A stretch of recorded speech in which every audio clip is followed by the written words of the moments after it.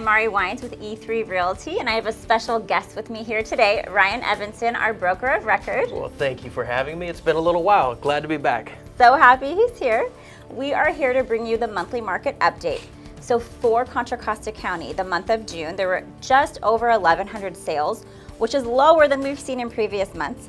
The average price was $1.15 million, which is $50,000 lower than previous month, and half of those homes sold for under $860,000. The highest price home was $5.8 million in Lafayette, and the lowest price was $240,000 in El Sobrante. Ryan's going to take it on over and tell you about East County. So when we drilled down to East County, we had over 340 sales. Average price point was $770,000. Now, half of those sales were under $730,000, so it's still very affordable in the East County area. Now, the highest price was $2.4 million in Brentwood, and the lowest sale in this area for the last month was $248,000 for a tiny little condo in Pittsburgh. So, you guys just heard for all of Contra Costa that the average sold price is down by $50,000. Now, by no means is this a market crash. There are people who have been waiting for prices to fall, but we're simply just seeing a shift, because if you think about 1.15 being the average sold price, that doesn't really sound like a crash to me at all. That's still a pretty high price. We live in a high priced area, and the market is going to stay strong here no matter how much it shifts. Yeah, I agree. It's just an adjustment, and right now is a great opportunity to kind of take advantage of that sweet spot. Right now, we don't know. People are, a little bit fearful right now. We don't know how long it will stay like this, but there is a very sweet spot for buyers right now. We can actually get prices that are under list price, get you closing costs, get you down payment assistance, like you name it. Right now, buyers have leverage. So if you've been thinking about buying, reach out, because now is your time. Absolutely, I couldn't agree anymore. And right now, we're going to go ahead and pass this over to Margaret.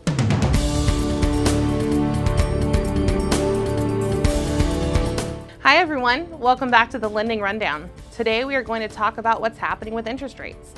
Mortgage rates were relatively volatile last month, but have calmed in the recent weeks. Last week, the average 30-year fixed interest rate dropped from 5.7 to 5.3, according to Freddie Mac. The Bureau of Labor Statistics released its monthly Consumer Price Index report for June on July 13th.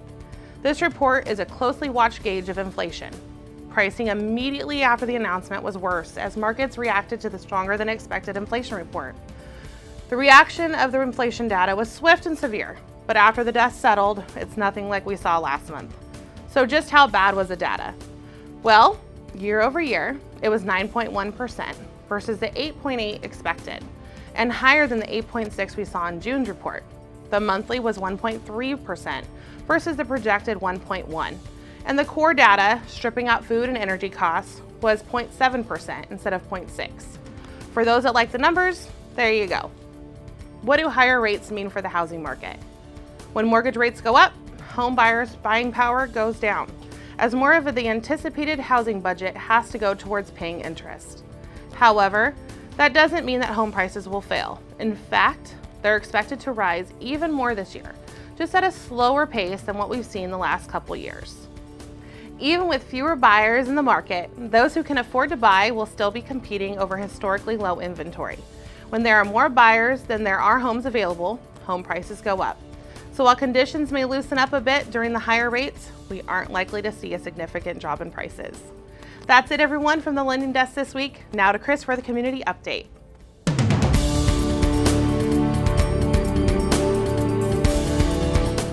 All right, we have our community update for you. I got two really big announcements. Number one, thank you to everyone who's came by our open houses locally and dropped off backpacks, school supplies, you name it. We're gonna get it all out to our local foster kids here soon.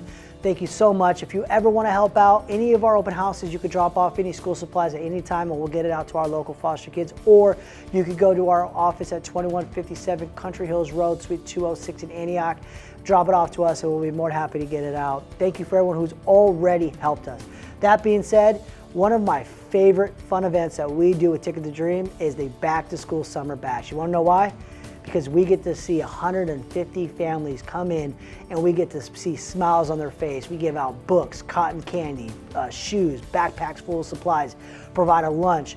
And at the end of the day, you get to see these kids feeling like kids going back to school and not having to feel like I don't have what the other kids have, right? So if you want to help us out with filling these backpacks or giving anything, you could drop anything off at our office at 2157 Country Hills Road before July 30th, because that's the day of the event. We'll be going out there July 30th, so if you bring it in on the 29th of July, we'll make sure we bring it up to Ticket to Dream at this event. It's going to be awesome. And thank you again for everybody tuning in to our community update. We're always here to help out our local foster kids, so if you need any help, you know anybody who can use our E3's help, please reach out to us. We'll be more than happy to help out. Thank you again.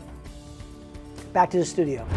Thanks so much for tuning in. We promise to keep you updated on how this market shift is going. We also offer one-on-one market update workshops where you can ask any and all questions and we can explain to you what's going on and why the heck it's happening. But we will see you next month. Thanks so much. Bye. See you later.